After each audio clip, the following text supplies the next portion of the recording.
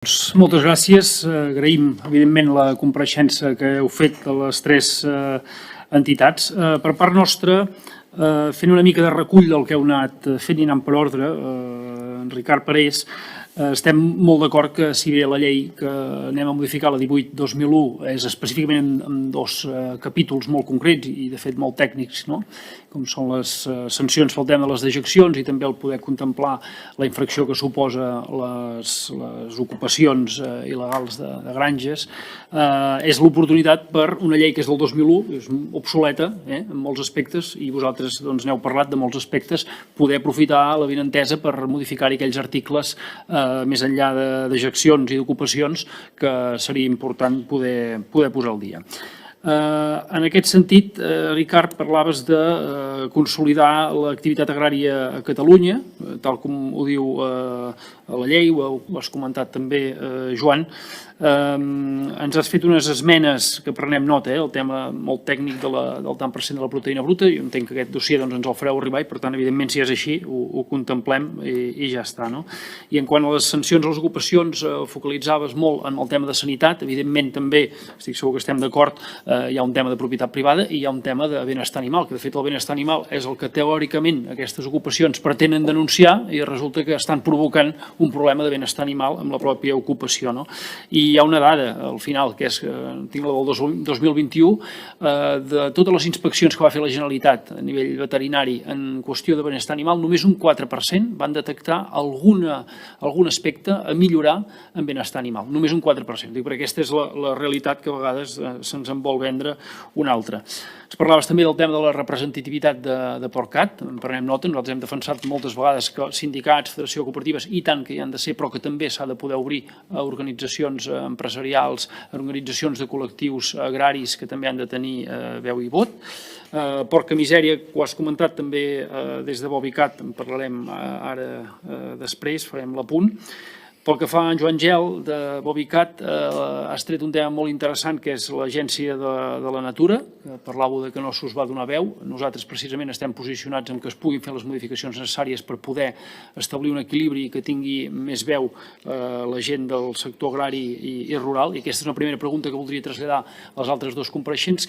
Quin posicionament teniu vosaltres pel que fa a l'Agència de la Natura de Catalunya, tant a Ramaderes de Catalunya com a Ricard Parés de PORCAT, que crec que això no n'heu parlat. Hem pres nota, Joan, també del buidatge de la tuberculosi tal com va anar. És evident que es va plantejar malament. El tema del crotal digital. Parlaves també en el llibre blanc de l'agricultura, igual que en Ricard Parés, d'aquesta potenciar l'activitat agrària a Catalunya, i donaves dades del decrement d'explotacions, ja no només d'explotacions, també de caps, i parlaves del bestiar. Has fet èmfasi en un punt que nosaltres també hem defensat sempre, que és la rendibilitat. Nosaltres pensem que si es resol la rendibilitat es resolen en cadena molts dels altres, potser no tots, però pràcticament tots els altres problemes que hi ha. No hi ha relleu generacional.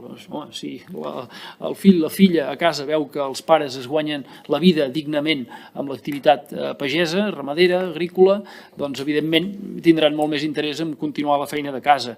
La gent, els joves, tindran molt més interès en formar-se. Per tant, hi haurà també formació, hi haurà innovació, lluitarem contra el despoblament, etc. La clau és la rendibilitat, i de fet la pròpia llei que pretenem modificar, a l'article 15, apartat D, i això era el 2001, ja deia, llegeixo literalment, augmentar el grau de participació dels productors en l'increment del valor afegit de les produccions agràries generat pels processos de transformació i comercialització. I per nosaltres aquesta és la clau, no quedar-se només simplement en produir i anar a l'excursió a veure què te'n paguen, sinó implicar-se la pagesia també en aquesta cadena de valor, en la transformació i en la comercialització, pel bé de la rendibilitat, que és la que al seu torn ho acaba resolant tot. Per exemple, no resoldria la burocràcia, que també n'heu parlat i aprofitaré per parlar-ne quan em dirigeixi específicament a Ramaderes de Catalunya. Les esmenes tècniques que ens feu sobre el tema animalistes, Joan, de mantenir els trams de sanció dels articles 32.1.b, 33.2, 34.2, també entenc que això ens ho fareu arribar i són qüestions en les quals hi podem estar d'acord i, per tant, incorporar-les ara en aquest tràmit que estem fent. També hem pres nota del tema dels agents rurals i molt d'acord amb això, aquesta presumpció de culpabilitat, ja no només en el tema d'ejeccions, sinó amb la pagesia en general. Sempre sembla que tinguis l'administració jubilació asseguda a casa.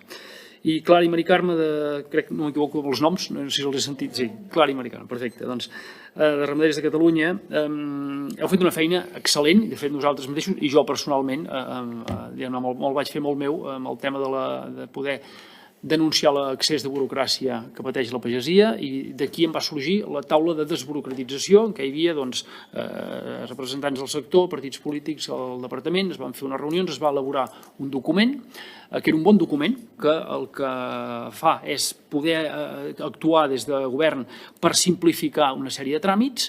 Ara hem de fer unes reunions de seguiment, de moment no s'han fet, però suposo que aviat ens convocaran aquestes reunions. Jo, per cert, vaig demanar que vosaltres forméssiu part d'aquesta taula, com a protagonistes. No es va voler obrir-ho més enllà de sindicats i federació de cooperatives, d'acord? Jo crec que sí, el que deia inicialment la meva intervenció s'hauria d'obrir més, i en aquest cas era un cas claríssim, però no es va fer. Però en qualsevol cas, la sensació que tinc és que si bé es treballa pel que es va posar en aquell document de la taula de desburocratització, de simplificar-ho, per la dreta ens van adelantant més i més tràmits, alguns d'acord que venen d'Europa, però quan arriben aquí els acabem de donar un quart de volta més sempre, per ser més papistes que el papa, i per tant el balanç acaba sent que, tot i que allà es treballa per aquells tràmits simplificar-los, en general, cada cop n'hi ha més. He pres nota del que heu anat dient, també no em vull allargar, no ho repetiré. Sí que molt d'acord amb que l'ecologia ha d'incloure l'activitat humana dintre. L'ecologia no és la natura intocada, sinó que l'activitat humana també forma part d'aquesta ecologia. Això és clau per entendre el món rural. I un tema que crec que és de fons, que és vosaltres us volíeu separar molt del que és l'agroindústria, i entenc el col·lectiu al qual representeu. Jo us diria que el posicionament nostre des de Junts i meu personal és, i no és que sigui una idea meva, sinó poso en boca un article que va fer en Francesc Reguant fa relativament poc, que ell parlava a Catalunya de la necessitat de les dues agricultures, i això també és el que us volia demanar. Si esteu d'acord amb aquest concepte, que no és tant aquí barallar-nos entre els petits i els grans, sinó que a Catalunya necessitem els dos models, i que a vegades hi ha un tram al mig que és molt difús, no és una frontera clara, però necessitem una agricultura competitiva, que és la que exporta, que és la que vosaltres en dieu agroindústria, que ara no hi és en Dani Cornellà, però parla de macrogranges, que a mi és un concepte que no m'agrada, perquè hi ha gent que es pensa que una granja de munyir de 200 animals és una macrogranja, el que no hi entén res pensa que això és una macrogranja, i quasi bé munyir 200 vaques és el mínim perquè una família s'hi guanyi la vida. Per tant, el concepte de macro a mi no m'ha agradat mai. Però en tot cas, si esteu d'acord, demano els tres, amb que Catalunya necessita aquests dos models, i que inclús va per zones i per territoris, és molt diferent zones deprimides de muntanya que grans extensions i centenars d'hectàrees cultivables a les terres de Lleida, etc.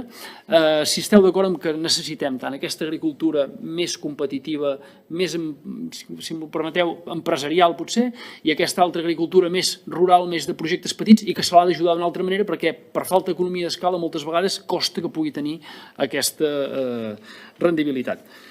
Res més, només felicitar-vos perquè realment qualsevol altre sector, amb les condicions que porteu patint vosaltres de tot tipus de preus, de burocràcia, actualment de sequera, de plagues de fauna, etc., hauria tancat la barraca, i en canvi la pagesia segueix per aquesta passió que hi posa de més a més enllà de la rendibilitat o no, segueix podent-nos alimentar a tots els ciutadans. Gràcies.